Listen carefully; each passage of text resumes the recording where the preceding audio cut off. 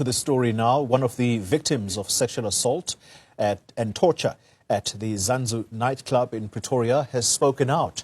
It comes as one accused appeared in court today in connection with the incident. The victim says he and his friends were taken to the storeroom after being accused of not settling their bill.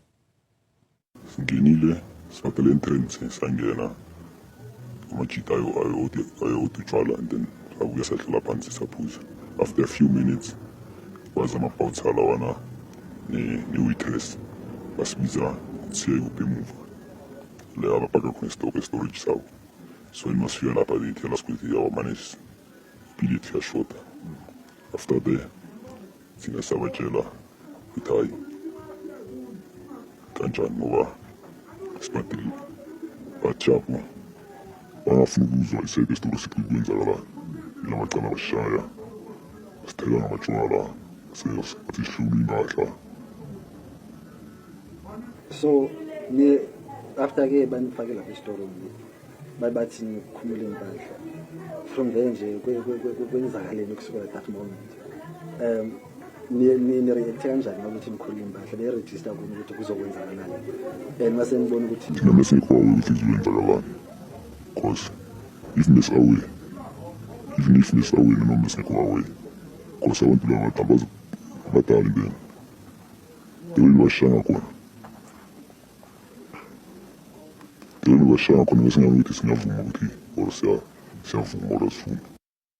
As you can see, we are outside the Zanzu nightclub in Hatfield in Pretoria East, a day after videos went viral on social media showing bouncers at this place torturing patrons. Now, police have confirmed that the incident happened in 2023 and the case was only opened yesterday after the videos went viral on social media. Now, as you can see, the police have declared this area as a crime scene. They've cordoned off Zanzu. Earlier on today, we saw a truck that pulled over here trying to pick up the equipment and stock. Of course, police and the people who were protesting here stopped that from happening, saying that they would be tampering with the evidence. As you would know, that more investigations are underway to try and ensure or to try and find the perpetrators behind the torturing of the patrons. As we speak, 8 men are being looked for by the police. The police have not arrested anyone as we speak, but today we saw a number of protests happening outside Zanzu. The health MMC for the city of Tshwane said the security company that was contracted to provide security services to this club is not compliant with the security regulations by PSIRA. Also spoke with the officials of the city that we need to probe in all 12 establishments that are run by Stephen and his crew. And we also have spoken to other stakeholders like your Department of Labor, because there's also alleged accusations of the fact that they do not comply within certain requirements in the labor aspect. This is not the first time whereby we had to have this kind of session with the owners of Zanzu. We once met with them in Main Lane in Babel, where they were accused of unfair discrimination with one of their employees. So there's a continuous pattern in terms of how they operate. And we have learned that they're only operating within the entertainment industry, whereby is mostly dominated by the youth. And you can know that Tshwane is a youth center. So we are going to also call that all 12 establishments of theirs need to be probed so that we do not leave any stone unturned. We're also going to call that their license certificates must be revoked until this matter of Zanzu is heard in the Human Rights Commission and is settled for the betterment of our people. So that, of course, raises concerns about the management here at Zanzu allowing a non-compliant security company to give them security services. Maybe one would say that is the reason such incidents happened here. But of course, investigations are ongoing and police are yet to confirm whether there have been any arrests or breakthroughs in their case against the men who are behind the torturing of patrons here at Zanzu. For Eyewitness News, I'm Alpha Ramshwana in Hatfield. Right, Bafithu, welcome back to my page, welcome back to my YouTube channel. Bafithu ngibingelele yanamngela. Lana ngize ngodama especially to talk about this club yeah trend nje into win ngizothi yeah for the past 5 days yeah trend kakhulu le club kukhulunywa ngayo nezenzo ke nje izinto ezenzeke khona lapha ke ngaphakathi.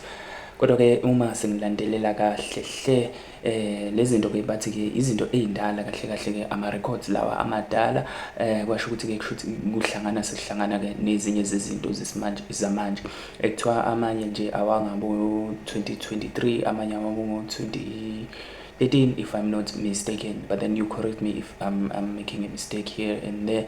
So lana kuthiwa it's this name of the club is Zanzo. Okay, there was an incident that happened. Okay, it refers to a series of disturbing content, okay, of disturbing events that took place there in nightclub ke le bafethu khona lapha na ke endaweni noma ngizothi ke ekhona lapha na ke ePretoria akhona la eningizimu okay ngizosho kanjalo eningizimu neAfrica of which ke South Africa to eMzansi Africa ngamanye amazwe. So videos surfaced online showing ama-bouncers laphana ke at the club engaging in an extreme act of violence and torture against abantu ke akade bekhona laphana ke.